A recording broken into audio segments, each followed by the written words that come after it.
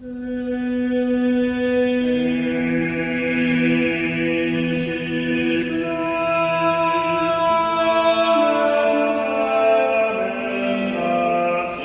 welcome to Watching the Tudors. I'm Heather. And I'm Jonathan. And this is the show where we rewatch the Tudors, or in your case, watch it for the first time. Yeah. And talk about the history behind the drama. And so the background is that I have another podcast, the Renaissance English History Podcast. And in that show, I talk about other aspects of 16th century England.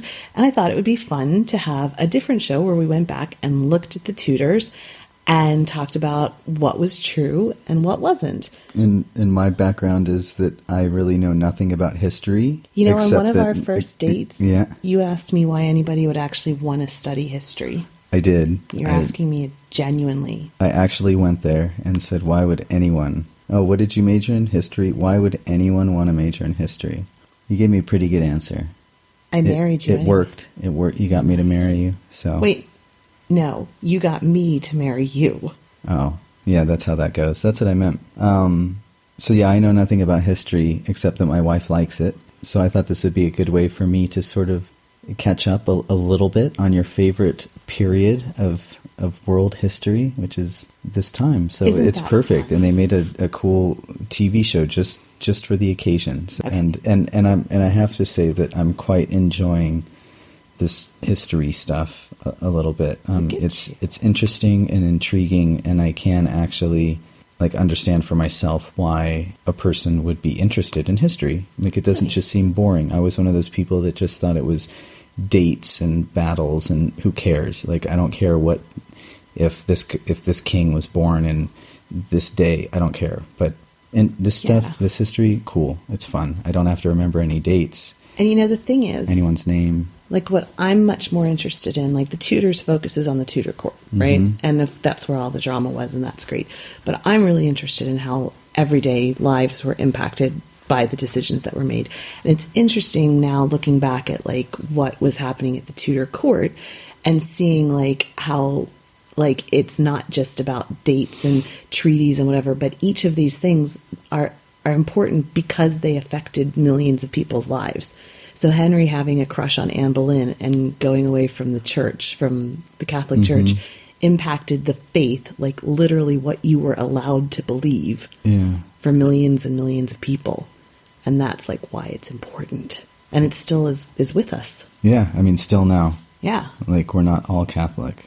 Yeah. Well, not we. Well, England is the Church of England, and it was actually kind of illegal to be Catholic, and Catholics couldn't be elected to Parliament until the 19th century. So enough chit-chat. Moving on. So this is episode 7, and it's called Message to the Emperor. And in this episode, everybody's sick. The sweating sickness comes to England. Yeah. And this actually did happen. There was a massive sweating sickness epidemic in 1528. Much of what happens in this episode is actually true. So we're going to extrapolate to talk about the sweating sickness and about what it was like for average people and what medicine could do for it. Not a lot. And, a little bit about that, I think, during this episode. So you're going to ask me questions. I am. And we're going to do the spoiler alert. Yeah, just a brief spoiler alert. We're going to talk about the episode. So if you haven't seen the episode, you probably want to watch it first. And we're also going to talk generally about sort of future events. So, don't be too upset if we tell you something like Henry has more than a few wives. That's, I think you would know that. But yeah. Anyways, so just be warned that there might be spoilers. Yeah. Yeah. So, should we get started, or did you want to say something? Let's do it. No, you can. Let's get started. All right. So, I was confused when they went through the recap of last week. Last week I had been confused about Thomas More and Wolsey talking about how, Wolsey could almost become the Pope. And now I get it. I sort of understand a little better the bigger picture, and how if the Pope, was captured, and then here we are having Wolsey convening a bunch of people and them giving him the power to make such high decisions, he's kind of putting himself in the Pope seat. Yeah. And that's sort of, that's something. He's getting a lot of power. Yeah. You know, or he was close or something. Wolsey also was kind of known for taking the Pope's job when he could get a chance to. Like, in the first episode, we talked, it was the Field of Cloth of Gold, and there was Wolsey negotiating this treaty of peace, of perpetual peace. And interestingly, I just read for something else I was working on that this Treaty of London, that was supposed to be the Treaty of Universal Peace, was actually the Pope's idea several years before. Yeah. And the idea was to get all these people to agree to having this perpetual peace, and if you had a problem, you would take it to the Pope, and he would mediate it or whatever. And Wolsey was like, well, you know what, we should do that, but we should have Henry be the one who's going to be the mediator in certain issues. And like, so out of that, he started doing all this negotiation, like totally hijacked the whole idea. So that's kind of something and that took a little power. And I get it. So that's kind of something that Wolsey enjoyed doing. He was wily, that Wolsey. Wily Wolsey. Yeah, the son of a butcher. He didn't go from the son of a butcher to cardinal for nothing. Nope. No. And just on that point, like so the Pope escaped, as we saw, and was living, in the what do you call it? Not a convent, but a monastery. In a monastery or something like that. But if the Pope had not have escaped, Wolsey really could have done well for himself. Wolsey was kind of screwed by the Pope escaping in this instance. Yeah, because he couldn't. And his hands were tied, and the Pope wasn't going to do anything. And the Pope was stuck. But the Pope was out, so it was like, well, I can't. Yeah, that's tough for Wolsey. Yeah. So, you wanted to say something. There was a line that mentioned a headache. Was that like Henry writing, or? Yeah, no, they showed him having dinner with Wolsey, and he was talking about different books that he'd read, and he said something to Anne about, I didn't write you such a long letter because I had a headache, or sometimes I read too late into the night and it gives me headaches. And there are the love letters that Henry wrote to Anne, and in one of them he talks about how he can't write to her very much because he has a headache because he was reading too much late into the night, and it gave him a headache. And it's just funny, like, so we actually have these physical letters. That's so cool. You said that, like, and they have them they're in the Vatican Library. They were apparently stolen from Anne. Yeah. And they're in the Vatican Library now. And the Pope's like, well, Wolsey, you tried to take all my power, so I'll take Anne and Henry love letters. Exactly. And that's how I'll get back at you. Yeah. And then Will Compton. Yes. Did he really die of sweating sickness? He did really die of sweating sickness. And also, similarly to what we saw on the show, remember the physician came in and he said, you let him fall asleep. Why did you let him fall asleep? He can't fall asleep. Yep. There was the belief, apparently one of the symptoms of the sweat was like that you had this complete desire to fall, like not able to, you were like forced to fall asleep. Yeah, amazingly tired. Right. And apparently physicians did think that if you fell asleep at that point, it could be fatal. And so it was actually in state papers, they said that they thought that part of the reason he died was because he was allowed to fall asleep. And do we have any idea now if that was like good advice? Because just the little, bit about like health that I know. I'm no health professional, but I would imagine if one was extremely sick, sleeping might be a good thing. Like, but I don't know, with concussions, like you're not supposed to go to sleep. So maybe. I don't know. And there's not, I know you're no health professional either. There's not a whole lot about it. The sweating sickness is still debated, like what it even is. People I see. Don't so it's not really like know. they found out what it is and they've done studies. It's not like the Black Death something. where they, the bubonic plague or whatever. Yeah, because they kind of know about that now. But there were a couple of physicians. The last outbreak of the sweat was in 1551. And there was a physician at that point who did some studies. Also, there was a physician in the 1485 outbreak 1489 maybe, so we have the guy was John either Kay or Caius, and he was at Gonville Hall in Cambridge, and he was the president of the Royal College of Physicians, and he is who we have a lot of the information of symptoms and stuff from, and he believed also that it was thought to be fatal if the patient was permitted to give way to this irresistible tendency to sleep. It just made you want to sleep, and if you slept, you would die. Yeah, exactly. And God, what torture! It's like, don't go to sleep. That would. Yeah. It's like, all I want to do is sleep.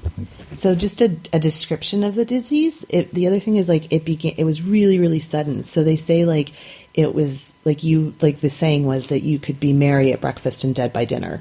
And it could really happen that fast.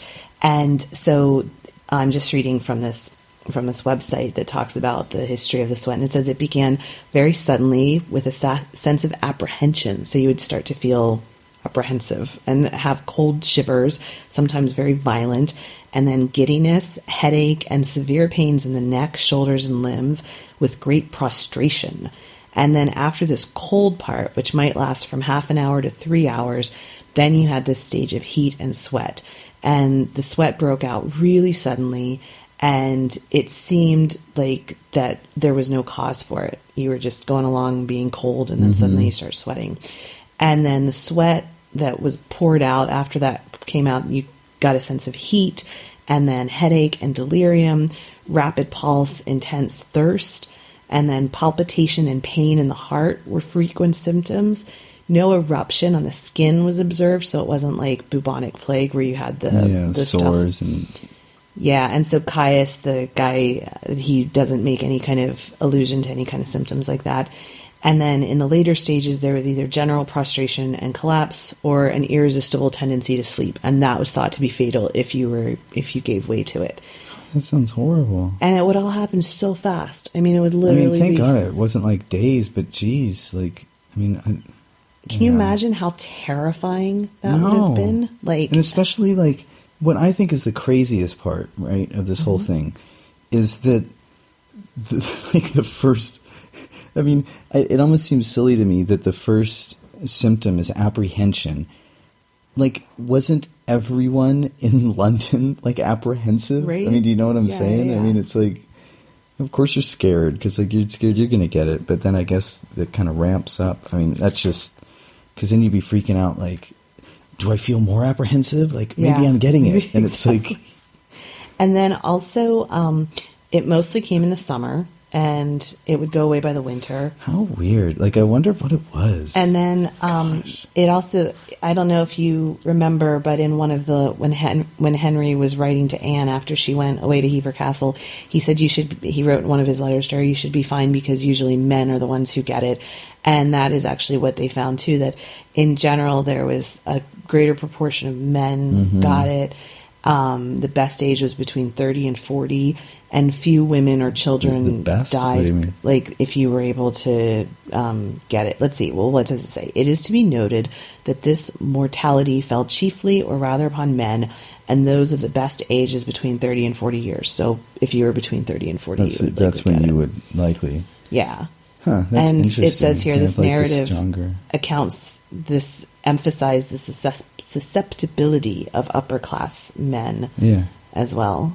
And so, Gosh, how wild. So it really was like a big thing. Yeah. And so there was many outbreaks or Yeah, there was the first one came around 1485, and then there wasn't anything until around 1492, then 1502, 1507, then 1528, and then the last major outbreak was 1551. So every 10 years, sort of. Jeez Louise. Yeah. God, how scary. It's I don't know, last summer was pretty hot here. Yeah. At least half the town didn't die. Right. Also, apparently, this is interesting. There was a similar illness that was known as the Picardy sweat in France between 1718 and 1918. So only just 100 years ago was the last outbreak of that. And so this like a London thing? The English, this was called the English sweating sickness. And this Wow. wasn't, and So it wasn't spread to a couple European places. thing. Like it was just pretty much gone. It was pretty much, yeah. Huh.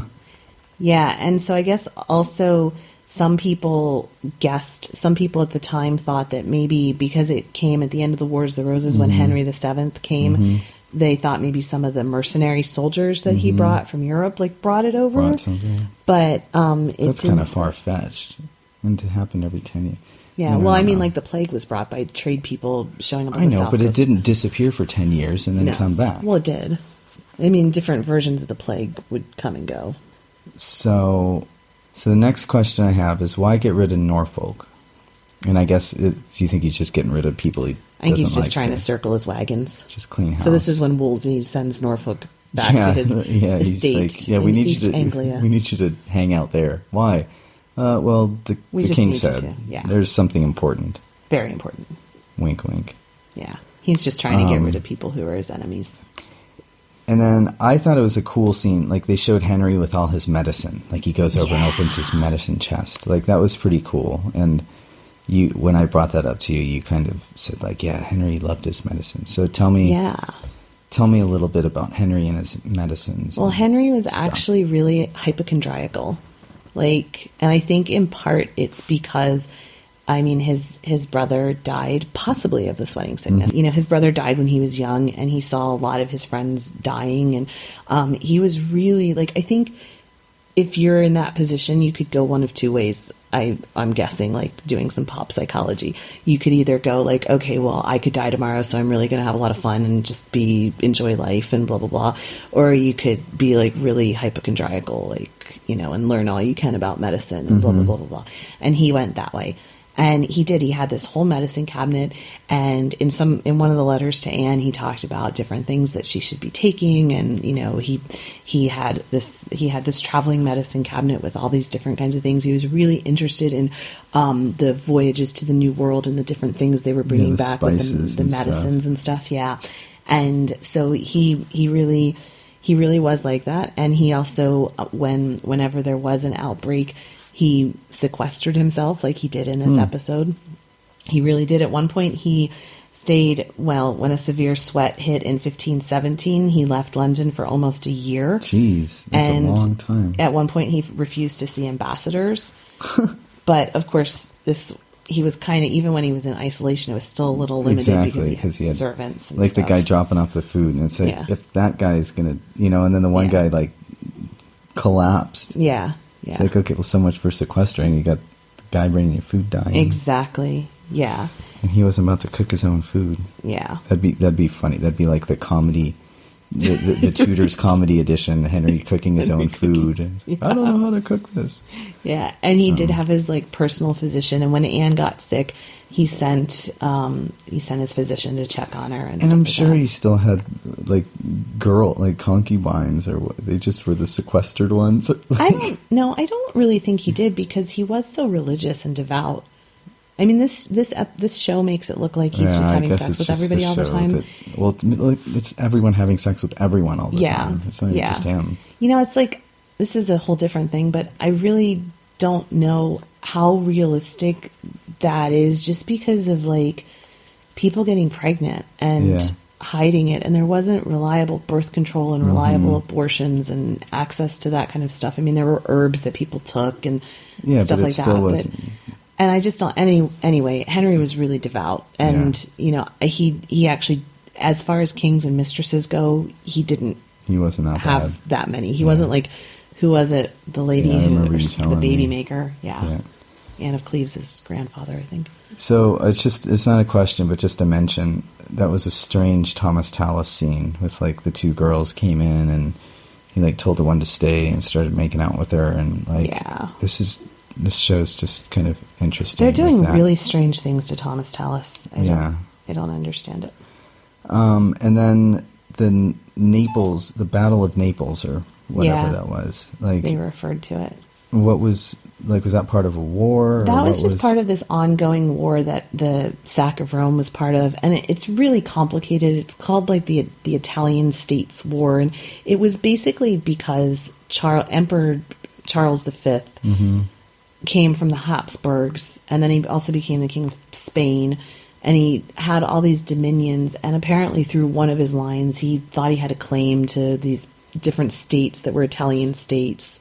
I mean, it was just, but France had a claim too. And so but in general, it was like England was somewhat united. Yes. France was somewhat united. Yes. Spain was somewhat united. Yes. But like Italy and Germany and stuff were just a bunch of little principalities tiny, like, and stuff. Yeah, states, and they were warring with each other, and so it was kind of like everyone was trying to consolidate power, I guess. And Germany didn't consolidate until really like the late 19th century, Prussia, all that kind of stuff. So yeah, it's wild. Yeah. So anyway, no, I think there were just these Italian states that Charles had a claim to, and France had, and they were just like kind of fighting. So fighting it out. And and that's where the sack of Rome came from, and there were mercenaries involved, and I don't know. Capturing popes, letting them go. Why not? Yeah. And making treaties, breaking them. Making. Yeah. So I don't actually know a whole lot about that war, but that's what that was part of. That's not your wheelhouse, your historical wheelhouse. That's not my jam. I like the random heckler that yelled at Henry through the trees. Yeah. That was fun. And this would go on, and there was actually, I think we're going to see it. I don't remember. I think they show her. There was a woman called the Maid of Kent, Elizabeth Barton, and she very publicly came out and said she had visions that if Henry left his wife, and she was killed, but as were the monks who protected her. We know her name now. We do. Yeah, Elizabeth Barton. And so, she's like, there were cases like this more and more. It reminds me of that saying or bumper sticker, like, well-behaved women rarely make history. Yeah. I don't remember who. I think it was the king or someone was praying in Latin. Like, is that would people pray in Latin? Yeah.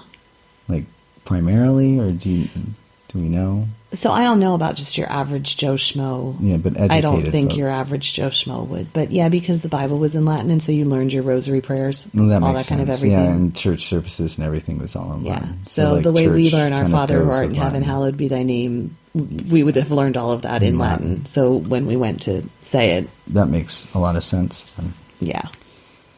And then, again, not really a question, just sort of, I mean, it's a question, but not historical. Like, Charles Brandon had a weird sex scene that just seemed strange. It was like, hey, we're going along in the story, and look, Charles Brandon's in bed with someone, and like, do you have any clue? I don't know why they show that. I mean, I don't know whether they were trying to show that people were taking comfort with things, with what was going on, or what. I do know that Charles Brandon likely had mistresses, because once his wife died, he remarried somebody much younger, and so I suspect he probably, like they all kind of had mistresses and stuff, and he was part of that. But she wasn't dead.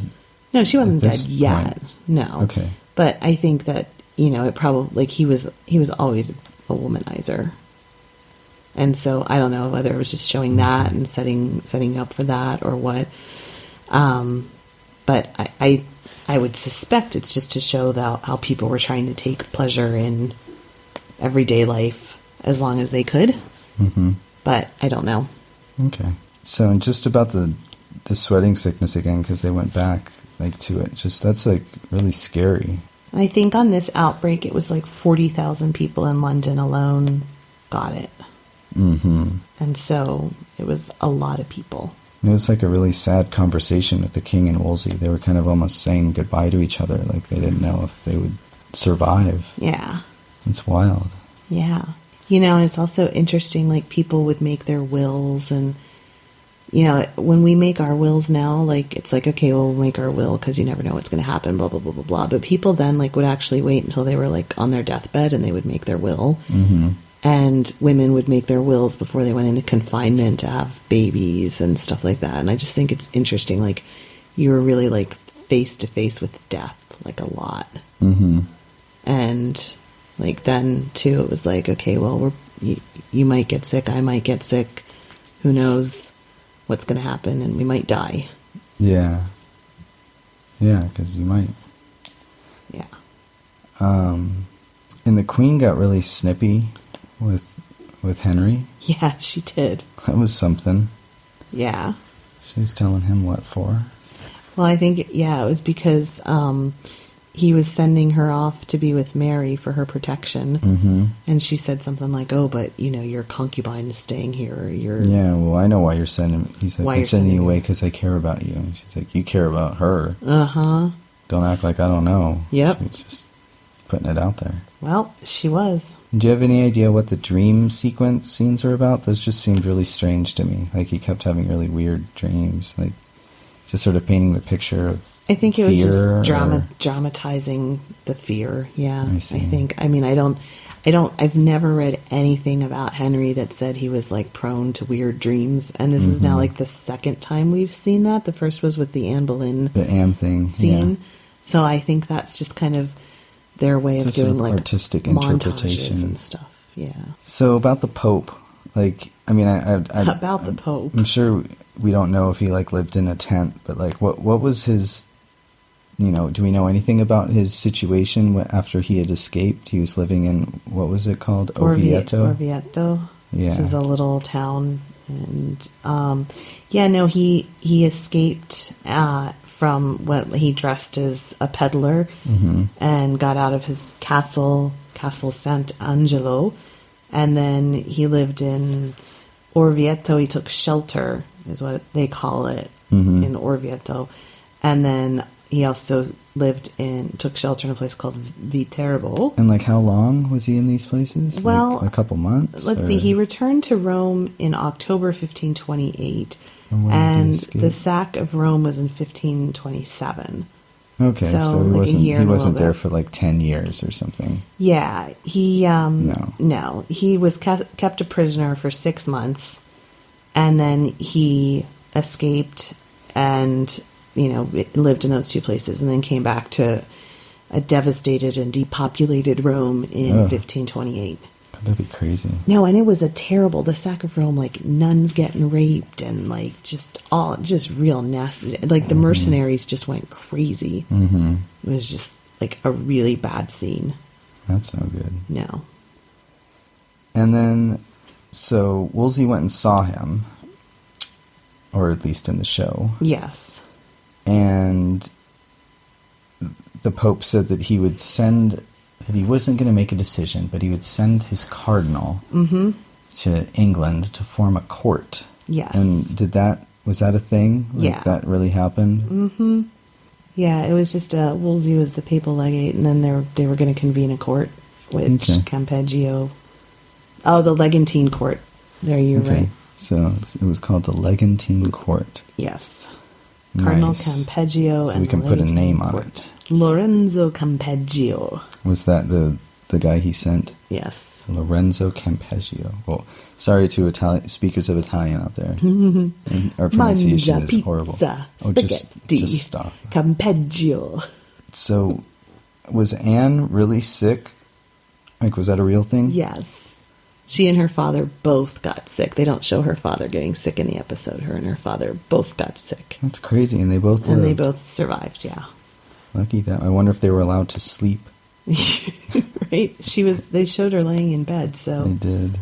I presume so. Gosh. And one thing about the sweat also is that just because you got it once didn't then make you immune to it. So you could get it again. You could get it. Like, how bad is that be? It's like, I survived once, and now it got me again. Yeah, like, there are cases where people survived like 2 or 3 outbreaks and like died.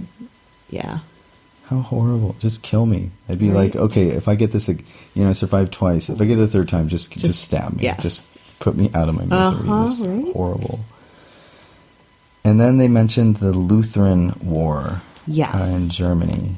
Like, I'm guessing that was real. Like, I had never heard of that. Yeah. So there are actually the religious wars, and I mentioned the 30 Years' War, which is actually later. So that was bad on me when we were watching it. This one was called the German Peasants' War, or the Great Peasants' War, or the Great Peasants' Revolt, different names. And it was from 1424 to 25. And it 15. started... Sorry, 15, yeah. It started as an opposition to the aristocracy, but it also had undertones of religious things and all that kind of stuff. and it apparently the aristocracy slaughtered between 100,000 and 300,000 peasants and farmers. So it wasn't like a two-sided battle. It was just like people getting slaughtered. Right. Because like they had farm tools and like the soldiers had come through with their horses and knives. And it said that swords. while this was a peasants' revolt, England had a peasants' revolt after the Black Death and stuff. And so it says, while this was a peasants' revolt, they actually took some of the rhetoric from the Protestant Reformation, which was more about, giving power to the people, as it were. And so they were like kind of taking some of that and using that. And borrowing it. Yeah, to kind of fuel their revolt. Wow. Yeah. So then they had the scene with Thomas More, down in his basement or what. They were all locked up or whatever, his family. And he was talking to his daughter about how, like these evil people who, like, Moore's really not going to be happy. No. With like Henry leaving the church on behalf of all of England and just he seems pretty serious about his religion and his pope. He's really serious about him. And if people want to know more about him, I actually did a podcast episode just on him when he was Thomas More. When he was the Tudor Times Person of the Month a couple of months ago. And nice. He is really, one thing about Thomas More is that he does not bend with the wind. Yeah, he believes what he believes. Solid. Yeah. In his beliefs. Yeah, and I mean he was beheaded good for him. I mean, he's to be honest, just he's kind of my favorite person that we've met in all of this. I mean, he just seems like a good,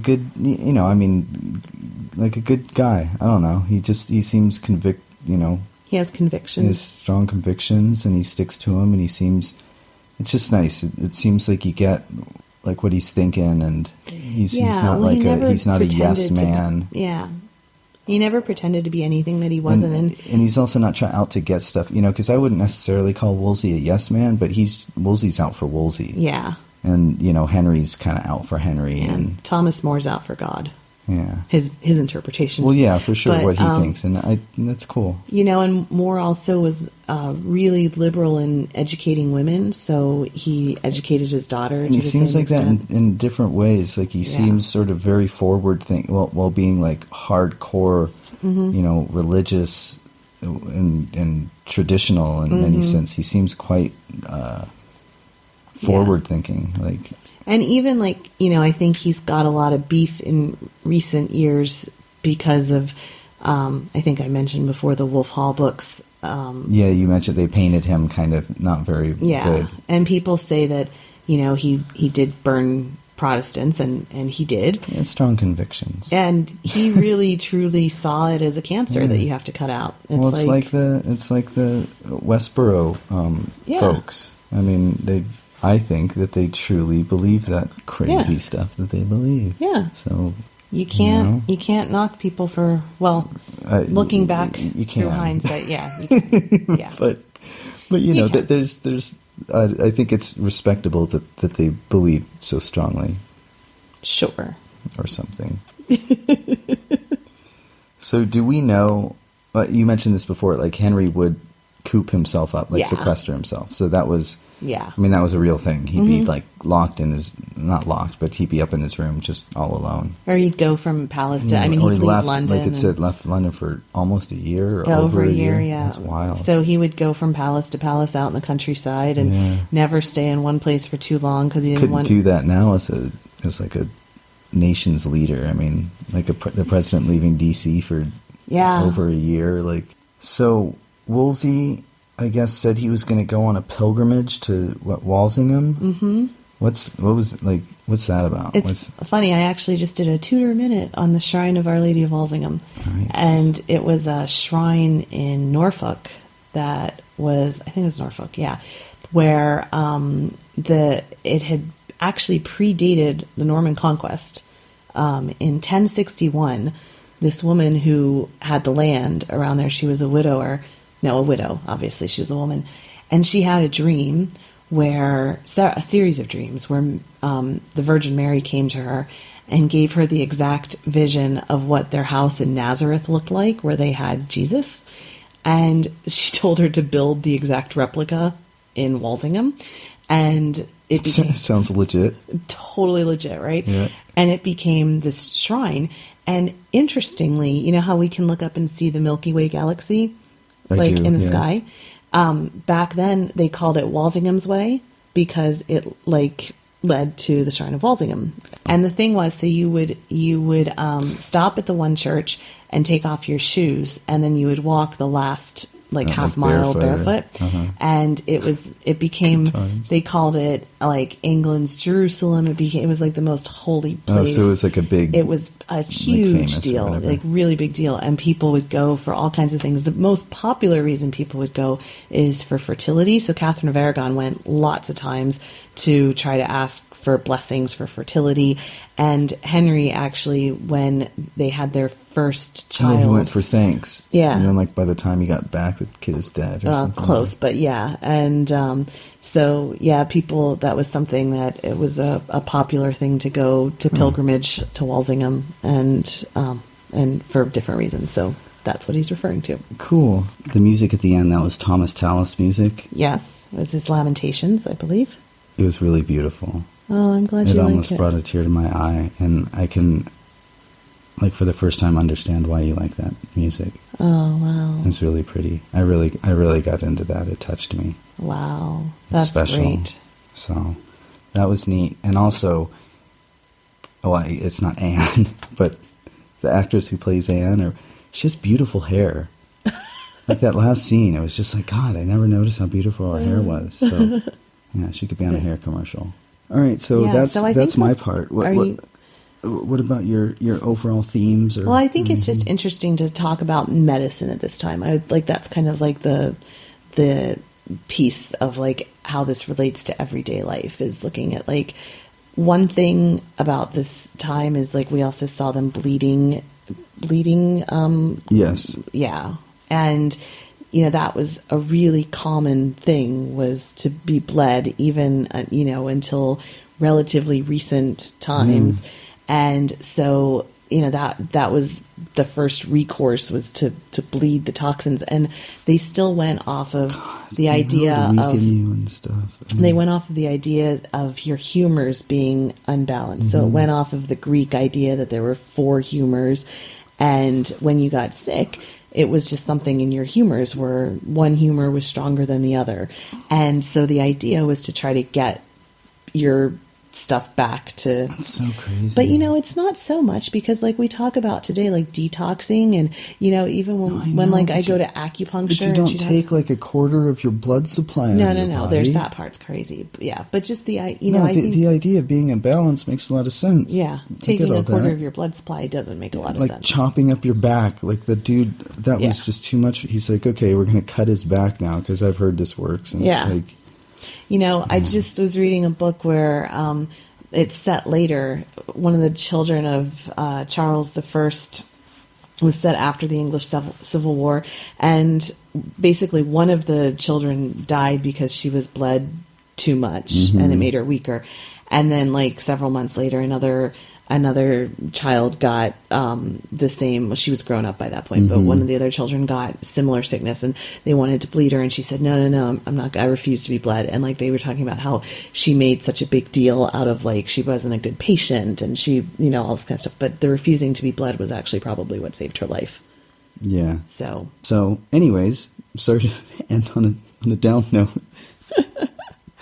Happy 2017, Happy everyone. 2017. Yeah, so Tudor medicine, I'm really glad we have modern medicine now. Me too. And so we'll be back pretty soon, in the next 2 weeks or so. Hopefully, yes. And we're actually going to be apart. We're going to be on different continents. But we'll do this via Skype. Yeah, we're going to try and do this intercontinental. We're going to do the next edition will be intercontinental. Yes. For our listening audience. So thank you. Thank you for listening. Thank you all for following along with us. Happy 2017. And happy and go to watchingthetudors.com for more information. And if you like this show, please leave us a rating on iTunes. Yeah, that's the best way to help people find us.